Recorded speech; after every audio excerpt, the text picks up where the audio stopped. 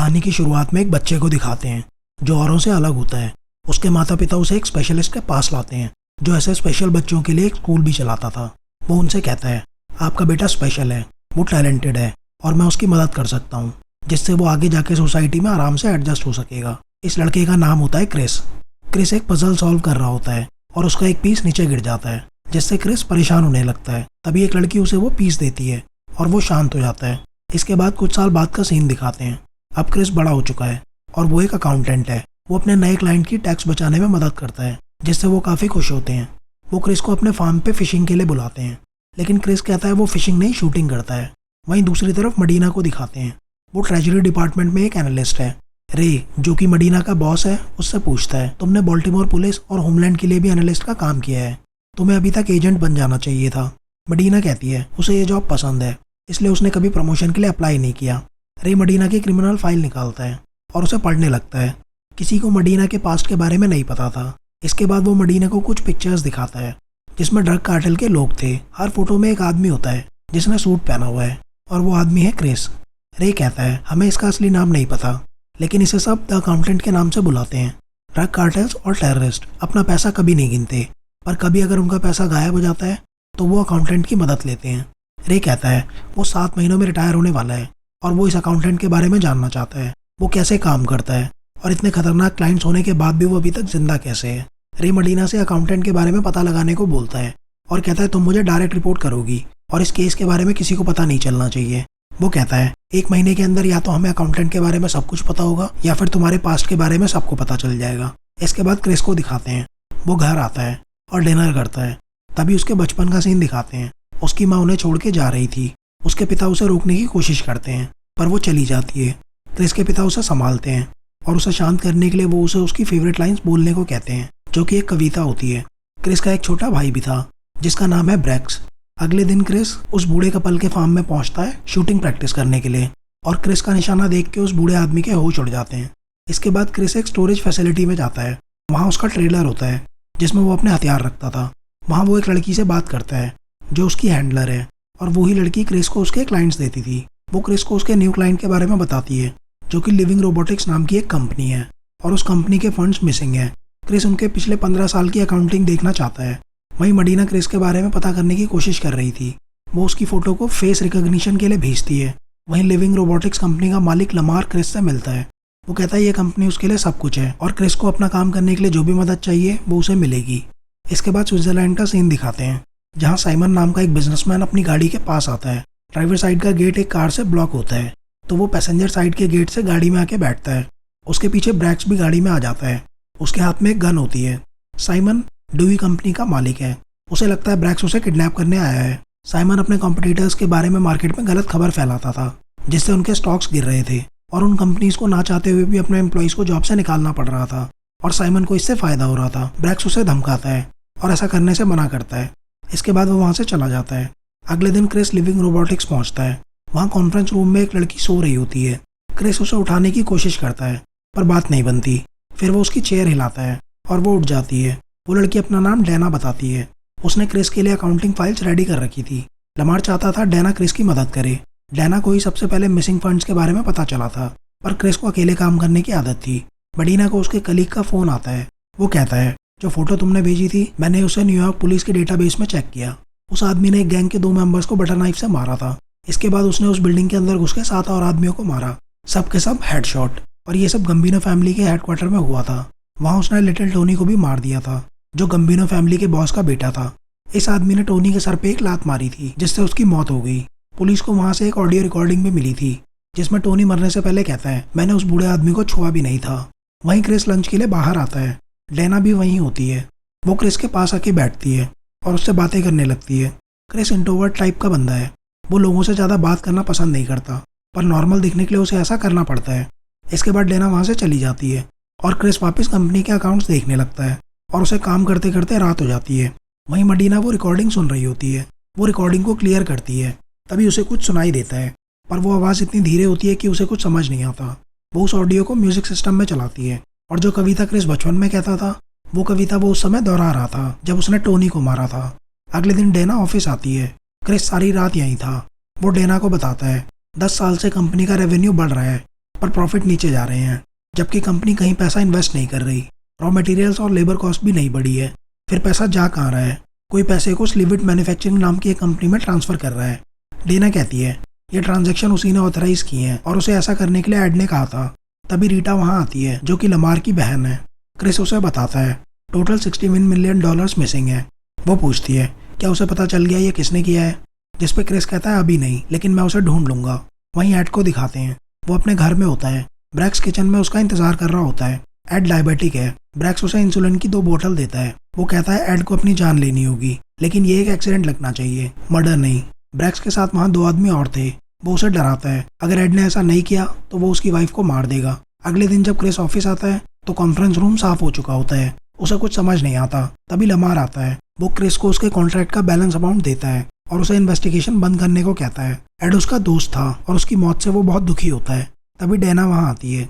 वो एड की मौत के लिए खुद को जिम्मेदार मानती है, पर क्रिस के दिमाग में बस एक ही चीज़ चल रही थी, उसे ये केस सॉल्व करना था। इसके बाद डेना वहाँ से चली जाती है। क्रिस वापस घर आता है। क्रिस किसी भी काम को बीच में नहीं छोड़ सकता था और इस केस को सॉल्व ना कर पाने की वजह से वो बहुत गुस्से में होता है। अगले दिन वो घर से निकलता है। एक गाड़ी उसका पीछा करती है। वो उसी कपल के फार्म पे शूटिंग प्रैक्टिस करने पहुंचता है। तभी उसे वो टाइम याद आता है जब क्रिस और ब्रैक्स की ट्रेनिंग चल रही थी। उनके पिता भी वहीं होते हैं। वो दोनों थक चुके थे। तभी उनका ट्रेनर कहता है आज के लिए इतना काफ़ी है, लेकिन उनके पिता कहते हैं इन्हें मजबूत बनना होगा। और क्रिस एक बार फिर खड़ा होता है। वहीं जो गाड़ी उसका पीछा कर रही थी उस फार्म की तरफ आती है। उसमें वही 2 आदमी होते हैं जो ब्रैक्स के साथ थे। वो यहाँ क्रिस को मारने आए थे। उनमें से एक आदमी उस औरत को बाहर ले जाता है और उसे क्रिस को बुलाने को कहता है, लेकिन क्रिस उसे मार देता है। दूसरे आदमी की ये देख के फट जाती है। वो उस औरत को लेके गाड़ी की तरफ जाता है, लेकिन क्रिस गाड़ी के टायर को उड़ा देता है। इसके बाद वो आदमी उस कपल को लेके उनकी गाड़ी में वहाँ से भागने लगता है। वो क्रिस पर गोली चलाता है और वो बूढ़ा आदमी उसका हाथ पकड़ लेता है। तभी क्रिस गाड़ी पे चढ़ जाता है और गाड़ी का शीशा तोड़ के उसे पीछे खींच लेता है और वो दोनों गाड़ी से नीचे गिर जाते हैं। वो आदमी चाकू निकालता है और क्रिस अपनी बेल्ट। क्रिस उसे मारने से पहले पूछता है उसे किसने भेजा है। वो आदमी उसे डेना की फोटो दिखाता है। वो कहता है कोई तुम दोनों को मारना चाहता है। वो बूढ़ा कपल ये सब देखता रह जाता है। क्रिस वहाँ से निकलता है। वो अपनी हैंडलर को उसकी आइडेंटिटी मिटाने को कहता है। वो कहता है डेना की जान खतरे में है, लेकिन उसकी हैंडलर कहती है तुम अपना ट्रेलर लो और चले जाओ, तुम्हारे पास वक्त नहीं है। लेकिन क्रिस उसे डेना का एड्रेस और फ़ोन नंबर पता करने को कहता है। वहीं डेना को दिखाते हैं। वो अपनी बिल्डिंग में लिफ्ट का इंतजार कर रही होती है। तभी क्रिस वहाँ पहुँचता है। एक आदमी डेना के पीछे लिफ्ट में जाता है और क्रिस उसे देख लेता है। क्रिस पीछे के रास्ते से बिल्डिंग में घुसता है और सीढ़ियों से ऊपर जाता है।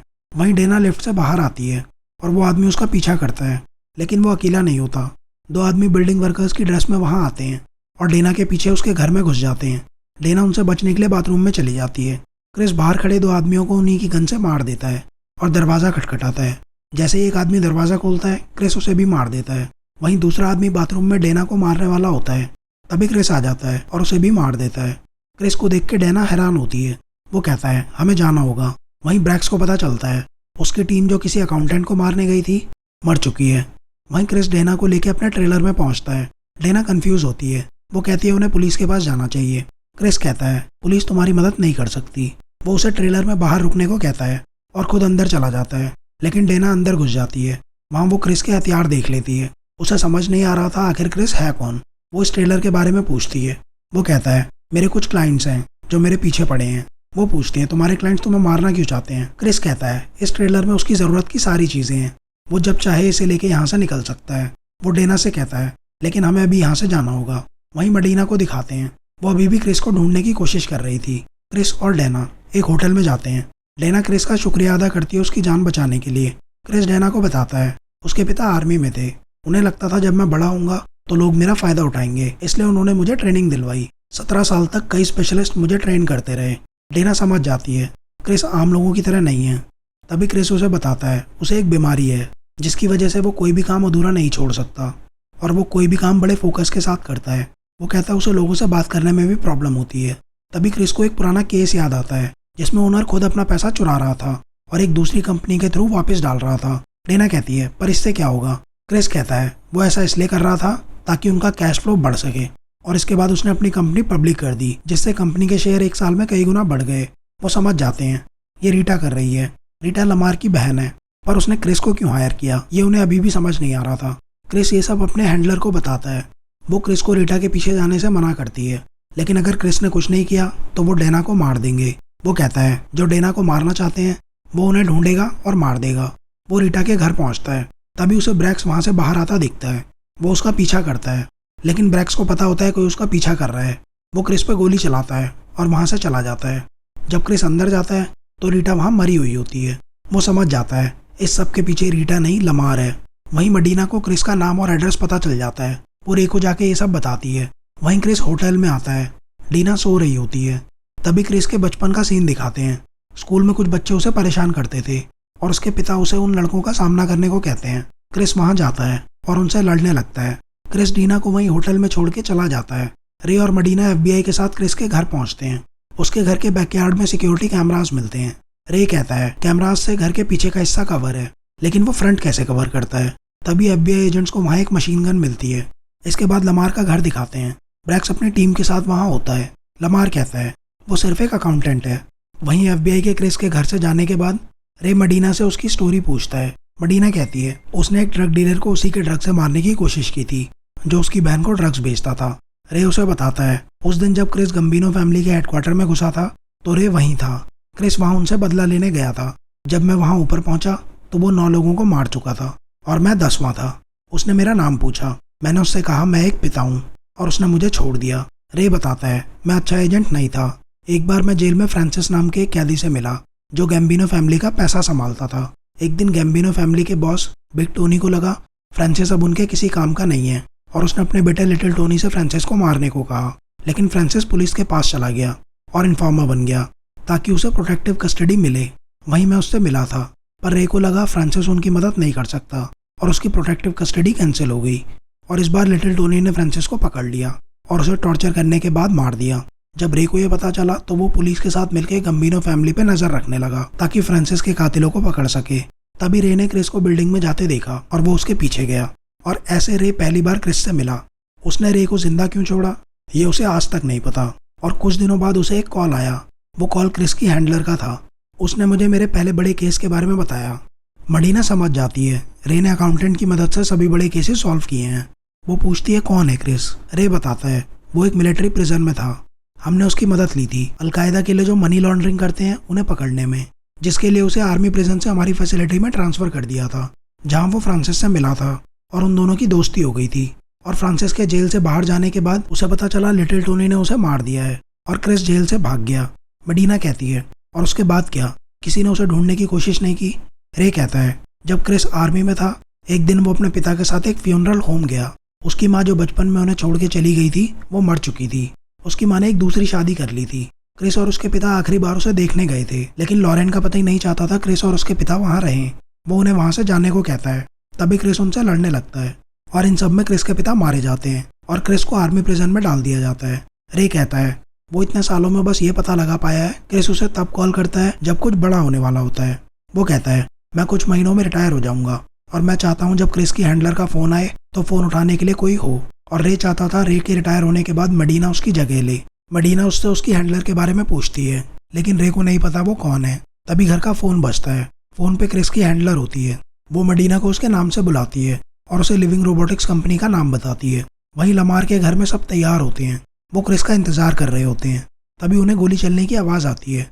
उसकी टीम बाहर अपने साथियों से कांटेक्ट करती है, पर कोई जवाब नहीं देता। क्रिस ने एक आदमी को मार दिया था।